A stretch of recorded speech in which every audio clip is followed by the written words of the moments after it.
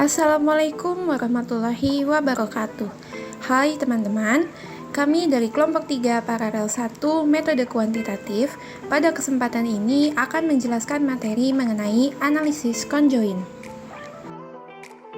Anggota kelompok kami terdiri dari Salsabila Virgianti, Alvira, Muhammad Azuma Romzi, dan Junahra Putri Rizkia. Nah, apa itu analisis conjoint? Analisis conjoint adalah teknik statistik berbasis survei yang digunakan dalam riset pasar yang membantu menentukan bagaimana orang menilai atribut yang berbeda seperti fitur, fungsi, manfaat, sehingga membentuk preferensi produk atau layanan individual. Tujuan analisis conjoint adalah untuk menentukan kombinasi dari sejumlah atribut terbatas yang paling berpengaruh pada pilihan atau pengambilan keputusan responden, disebut juga dengan multi-attribute modeling. Analisis conjoint menggunakan metode dekomposisi untuk memperkirakan struktur preferensi konsumen. Suatu produk atau layanan digambarkan memiliki sejumlah atribut. Misalnya, handphone memiliki atribut ukuran layar, kualitas kamera, tipe platform, besar memori, harga, dan sebagainya. Setiap atribut ini kemudian dapat dipecah menjadi beberapa tingkatan. Misalnya, tipe untuk platform mungkin Oreo, Gingerbread, dan lain-lain. Dalam analisis conjoint, responden akan diperlihatkan serangkaian produk, prototipe, maket, atau gambar yang dibuat dari kombinasi level dari semua atau beberapa atribut dan diminta untuk memilih, memberi peringkat, atau memeringkat produk yang ditampilkan. Seperangkat produk atau layanan ditunjukkan kepada responden survei, kemudian bagaimana mereka membuat preferensi di antara produk-produk tersebut dianalisis sehingga penilaian implisit dari unsur-unsur individual yang membentuk produk atau jasa dapat ditentukan. Penilaian implisit tersebut dapat digunakan untuk membuat model pasar yang dapat digunakan untuk mengestimasi pangsa pasar, pendapatan, dan bahkan profitabilitas dari desain baru sebuah produk. Terdapat 3 jenis studi analisis conjoint. Yang pertama, ranking based conjoint, yaitu pemeringkatan berdasarkan 3 variabel terpenting dari keseluruhan variabel oleh responden terhadap variabel yang diamati. Kedua, rating based conjoint, yaitu penilaian terhadap variabel dengan skala tertentu, umumnya skala dari 1 sampai 6 oleh responden. Yang ketiga, choice based conjoint, yaitu pemilihan serangkaian profil produk atau konsep oleh responden hingga dapat terlihat kepentingan relatif mereka serta preferensi pada tingkatan level tertentu. Selanjutnya, terdapat 2 metode analisis conjoint. Yang pertama, metode pemilihan, choice-based atau discrete choice. Metode ini meminta responden untuk memilih produk yang paling mereka sukai dari beberapa pilihan produk yang berbeda dengan kombinasi atribut yang berbeda-beda. Metode ini memberikan informasi yang lebih detail mengenai preferensi konsumen terhadap kombinasi atribut karena responden memilih produk yang sesuai dengan preferensi mereka. Metode yang kedua yaitu metode adaptif. Metode ini mengadaptasi atribut dan profil produk yang ditampilkan kepada responden berdasarkan preferensi mereka yang terungkap pada setiap langkah proses. Metode ini mengurangi jumlah pertanyaan yang perlu dijawab oleh responden, namun memerlukan waktu yang lebih lama dalam proses pengambilan data. Analisis conjoint lebih banyak digunakan untuk riset pemasaran atau marketing research dan segmentasi pasar. Terdapat kebutuhan untuk mendasarkan analisis conjoint ke dalam behavioral framework dengan parameter atau prediksi yang bisa diuji. Louvier dan Woodward pada tahun 1983 menemukan bahwa perilaku dalam memilih atau choice behavior dapat dimodelkan dalam kerangka regresi atau regression-based method menggunakan model logit multinominal atau model probit. Jika responden memenuhi teori sederhana tentang pengambilan keputusan atau theory of decision making yang disebut teori utilitas acak atau random utility theory. Terdapat beberapa metode estimasi lain, yaitu Choice-Based Conjoint, Stated Preferences or Discrete Choice Experiment, dan Hierarchical Based Estimation. Oke, langsung aja kita ke praktik pengolahan data untuk metode conjoint dan menggunakan software SPSS. Nah, jadi data yang akan digunakan dalam video ini itu diperoleh dari skripsi yang berjudul Preferensi Konsumen dalam Memilih Coffee Shop Jakarta Utara dengan menggunakan metode conjoint. Nah, berikut ini adalah atribut dan level yang akan digunakan, yaitu ada atribut lokasi, fasilitas, produk, dan konsep. Kemudian levelnya itu tertera sebagai berikut. Pertama-tama dalam melakukan analisis conjoint ini, yang harus dilakukan adalah membuat folder yang akan berfungsi sebagai acuan dalam pengolahan data. Nah, di sini aku udah buat foldernya dengan nama conjoint. Nah, setelah kita membuat folder, buka software SPSS, habis itu klik data, data orthogonal design, habis itu klik generate.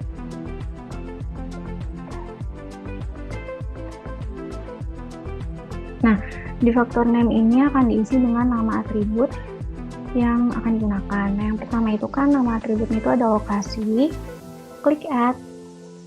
Kemudian untuk menginput nama level, kita klik nama atributnya, kemudian klik define values. Karena level untuk atribut lokasi itu ada 3, maka di sini value-nya ada 1 sampai 3. Oke. Label yang pertama itu dekat ke kantoran, kemudian yang kedua di mall, dan yang ketiga dekat sekolah atau kampus. Kemudian klik continue.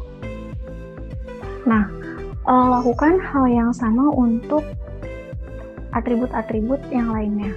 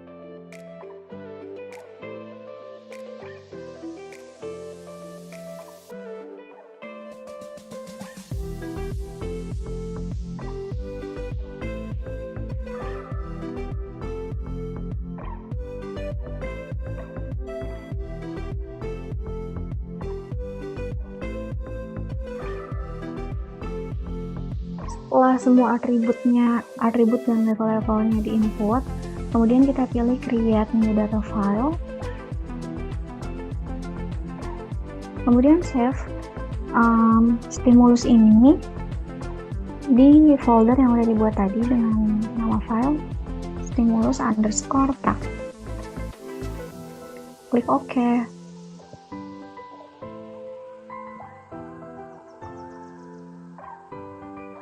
Nah, jika tampilannya sudah seperti ini, berarti data stimulus sudah tersimpan pada folder yang sudah dibuat tadi. Jadi bisa langsung cek.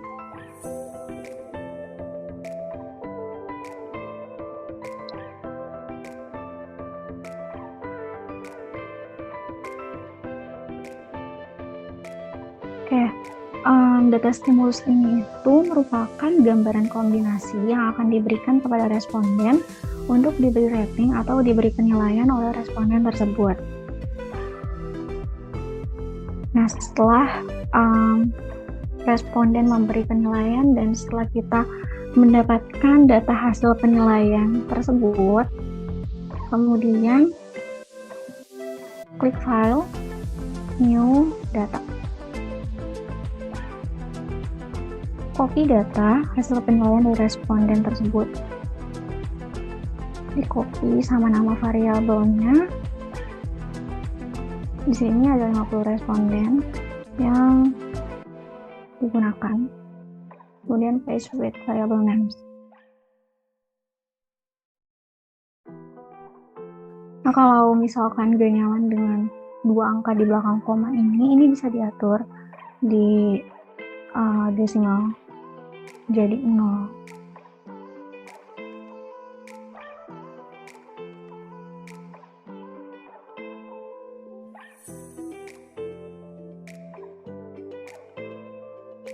Ya. Selanjutnya data hasil penilaian responden ini akan di-save di folder yang telah dibuat tadi dengan nama file penilaian _prac. Nah, selanjutnya kita masuk ke langkah paling utama dalam melakukan analisis conjoin, yaitu sintaks. File, new syntax. Komen yang akan diinput itu seperti ini.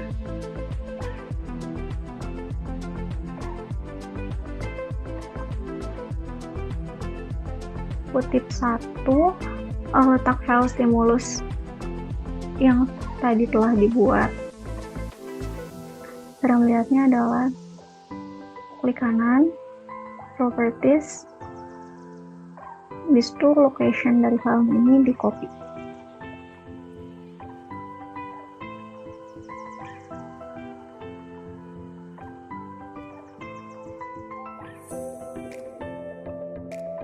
Habis itu garis miring kebalik nama file stimulus, itu tadi kan stimulus _prac .sav. Kutip 1, enter, garis miring data sama dengan letak file stimulus yang tadi. Ini karena sama berarti bisa di kopas saja.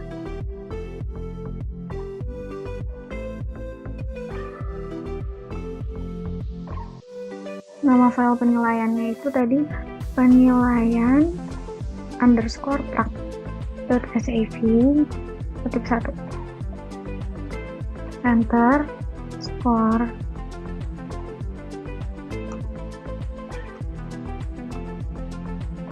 Nah, karena tadi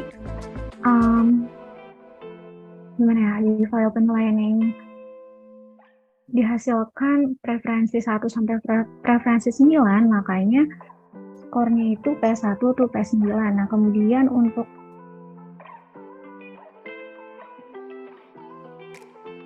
yang subjeknya ini kenapa responden? Karena di sini nama variabelnya itu responden. Tuh. Balik ke syntax.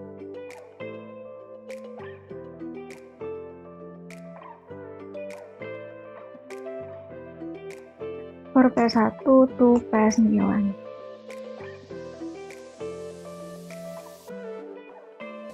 Subjeknya responden. Terus, nah, values ini diisi dengan nama atribut yang kita gunakan. Tadi ada lokasi, fasilitas, produk, dan konsep.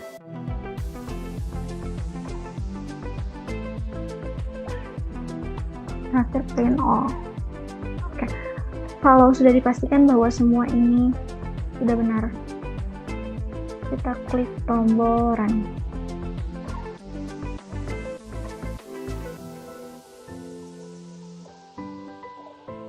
Nah, berikut ini adalah output dari analisis conjoin.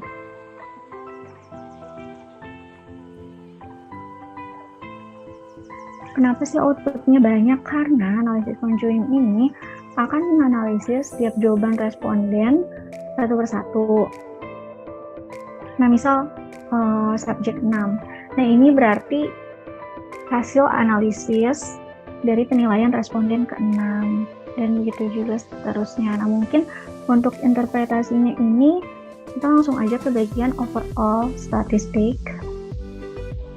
Nah, ini dia. Dimana ini akan menganalisis penilaian responden secara keseluruhan. Nah, pertama ini kita masuk ke bagian utilities atau utilitas. Nah, utilitas ini berfungsi untuk memberi informasi terkait level apa saja sih yang dianggap penting atau dipertimbangkan oleh responden. Nah, level yang disukai oleh responden ini akan bertanda positif, sementara level yang tidak disukai oleh responden ini akan bertanda negatif. Yang pertama itu kan ada atribut lokasi. Nah, di sini dari nilai utility estimate-nya terlihat bahwa level dekat perkantoran ini memiliki nilai utility yang positif. Nah, hal ini menunjukkan bahwa responden dalam halnya memilih coffee shop itu lebih menyukai coffee shop yang berlokasi di dekat perkantoran. Nah, kemudian ke atribut fasilitas, di mana terlihat bahwa level smoking room ini memiliki nilai utility estimate yang positif, yang berarti bahwa responden lebih menyukai coffee shop yang memiliki fasilitas smoking room. Nah, kemudian untuk atribut produk, ini itu level harga terjangkau memiliki nilai utility yang positif, yang berarti bahwa responden lebih menyukai coffee shop yang memiliki produk dengan harga terjangkau. Nah, terakhir ada atribut konsep, di mana di sini tuh level yang memiliki nilai utility estimate dengan bertanda positif itu ada 2, tapi nilai yang diperoleh oleh level desain yang mewah ini lebih besar dibandingkan dengan level nyaman untuk bekerja. Nah, hal ini menunjukkan bahwa responden lebih menyukai coffee shop yang memiliki konsep desain yang mewah. Selanjutnya, kita masuk ke importance values atau tingkat kepentingan atribut. Nah, di mana semakin besar nilai important values, maka akan semakin penting atribut tersebut untuk dipertimbangkan terlebih dahulu oleh konsumen. Nah, berdasarkan tabel berikut ini, nilai importance values terbesar itu diraih oleh atribut fasilitas, kemudian diikuti dengan lokasi, selanjutnya konsep, dan terakhir atribut produk. Nah, hal ini menunjukkan bahwa ketika konsumen ini memilih coffee shop, responden cenderung akan mempertimbangkan fasilitas yang dimiliki oleh coffee shop itu terlebih dahulu, baru kemudian mempertimbangkan lokasinya, kemudian mempertimbangkan konsepnya, dan terakhir mempertimbangkan produk yang ditawarkan oleh coffee shop tersebut. Nah, selanjutnya untuk bagian correlation, ini terlihat bahwa nilai Pearson's R dan Kendall's Tau ini lebih besar dari 0,05 yang mengindikasikan bahwa terdapat hubungan yang kuat antara preferensi estimasi dan preferensi aktual. Nah, sedangkan untuk nilai signifikansinya ini kan lebih kecil dari 0,05, yang berarti bahwa terdapat hubungan yang solid dan signifikan antara atribut dengan levelnya. Oke, mungkin sekian yang bisa kelompok 3 sampaikan. Kurang lebihnya mohon maaf. Terima kasih sudah menonton. Semoga bermanfaat.